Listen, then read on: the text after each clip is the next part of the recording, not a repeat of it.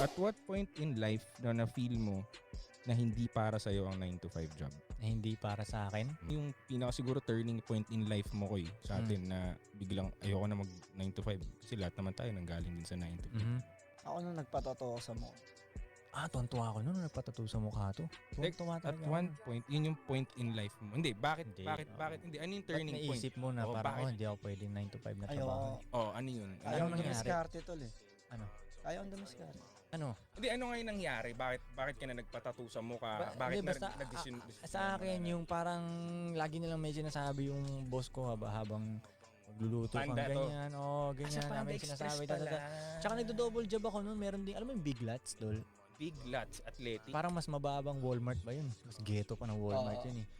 Parang ganun yun. Nagdo-double job ako noon eh. Grocery yun? Parang ganun siya. Basta kung ano hindi mabenta sa Walmart, doon binabato.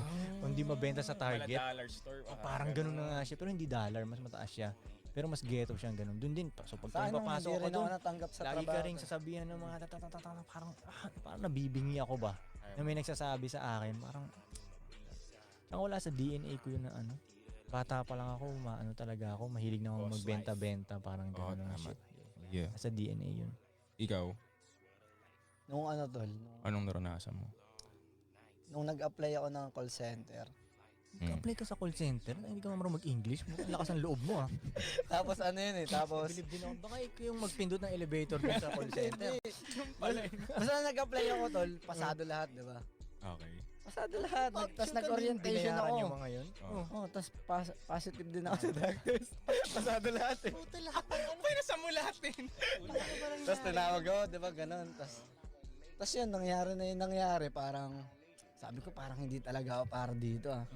Parang ganun lang yung nasa isip ko Kahit nun. pasado ka na dun ha. So, hindi ka na tumuloy? Hindi, ano na ako eh, parang blacklisted na ako eh. Nga nag-post. Oo, positive ako eh. Okay. THC. Positive Oo, pala, oo. negative iniisip ko. Okay. Tapos may nangyari na incident nung namatay yung tropa, tol, si Marky. Tapos doon ko talaga pinag-decide yung sarili ko na ayoko ng 9 to 5. Patotoo sa mukha. Hindi na ako makapagtrabaho eh. Saya ko Tapos nun. na-inspire na lang ako kay Koy. Nag-hustle na lang din talaga. Tuwan-tuwa ako nun. Sabi ko, nice one, patatuwa Dire-diretso. sa mukha. Hindi ka na makakapagtrabaho niyan. Let's go! Let's go na. Oh, let's go. Wala na. Hindi na siya tumingin pabalik nun. Yeah. Wala nang Pero call ang center. tagal na zero yung kwarta mo nun. Tagal na zero. Tagal ko nagtiis tol.